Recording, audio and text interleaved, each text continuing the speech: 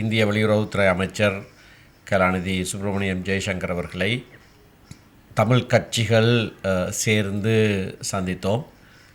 இலங்கை தமிழரசு கட்சியின் சார்பிலே தலைவர் சி.வி.கே. சிவஞானமும் நானும், பாராளுமன்ற உறுப்பினர்கள் திரு ஸ்ரீதரன், திரு சாணக்கியன் மற்றும் ஜனநாயக தமிழ் தேசிய கூட்டணியின் சார்பிலே திரு சித்தார்த்தன், திரு அடைக்கலநாதன், திரு சுரேஷ் பிரேமச்சந்திரன், அத்தோடு அகில இலங்கை தமிழ் காங்கிரஸ் சார்பிலே திரு கஜேந்திரகுமார் பொன்னம்பலம் ஆகிய 8 பேரும் கூட்டாக அவரை சந்தித்து உரையாடினோம். இலங்கையிலே நடந்த அனர்த்தத்துக்கு இந்தியா உதவி செய்கிற பின்னணியிலே இன்று காலை அவர் பெரியதொரு உதவித்தொகையையும் அறிவித்திருக்கிறார். அது சம்பந்தமாக அவர்களிடத்திலே வினவினார். வடக்கு மற்றும் கிழக்கு மாகாணங்களிலே இந்த நிவாரணப் பணிகள் எப்படியாக நடைபெறுகிறது என்பதை பற்றி வினவினார்.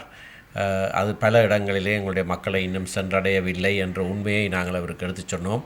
அது மட்டுமல்ல, பிரஜாசக்தி என்ற பெயரிலே இலங்கை அரசாங்கம் தெரிவு செய்யப்பட்ட பிரதிநிதிகளுக்கு அப்பால் சமாந்தரமாக தாங்கள் ஒரு கட்டமைப்பை உருவாக்கி அதன் மூலமாக இந்த நிவாரணப் பணிகளிலேயும் அரசியல் செய்கிறார்கள் என்பதை நாங்கள் சுட்டிக்காட்டினோம்.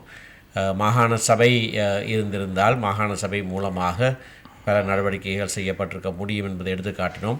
அது இல்லாத சூழ்நிலையிலே என்ன செய்யலாம் என்று வினவினார்.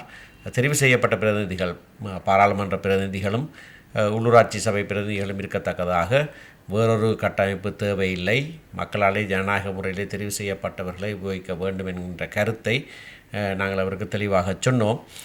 அத்தோடு இந்த சந்திப்பிலே மிகவும் முக்கியமாக நாங்கள் வலியுறுத்தியது மாகாண சபை தேர்தல் உடனடியாக நடத்தப்பட வேண்டும் என்பதாகும்.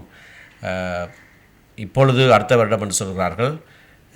கடந்த வருடமும் அடுத்த வருடம் என்று இந்த வருடத்தை சொன்னார்கள். ஆகையினாலே இதனை நடத்துகிற எண்ணம் அரசாங்கத்துக்கு இருப்பதாக எங்களுக்கு தெரியவில்லை. மிக விரைவாக மாகாண சபை தேர்தல் நடத்தப்பட வேண்டும். இது இலங்கை இந்திய ஒப்பந்தத்திலிருந்து உருவான ஒரு விடயம். ஆகையினாலே இந்தியா இதற்கு தன்னுடைய அழுத்தத்தை பிரயோகிக்க வேண்டும் என்று நாங்கள் அவரை கேட்டுக்கொண்டிருக்கிறோம். இறுதியான அரசியல் தீர்வு சம்பந்தமாக கூட அரசாங்கம் கொடுத்த வாக்குறுதியை இன்னும் நிறைவேற்றவில்லை. அதற்கான எந்த விதமான பேச்சுவார்த்தையும் இன்னும் ஆரம்பிக்கவில்லை என்பதையும் எடுத்து சொன்னோம். மாகாண சபை தேர்தல் சம்பந்தமாக அது நடத்துவதாக இருந்தால் என்னென்ன செய்யப்பட வேண்டும் என்ற அந்த படிமுறைகளை கேட்டறிந்தார்.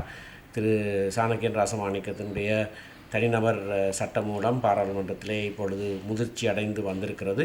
ஒரு நாளிலே அது நிறைவேற்ற முடியும். அரசாங்கம் ஒத்துழைத்தால் அது நிறைவேற்றிய உடனேயே மாகாண சபை தேர்தல் நடத்த முடியும் என்பதை அவருக்கு நாங்கள் எடுத்து சொன்னோம்.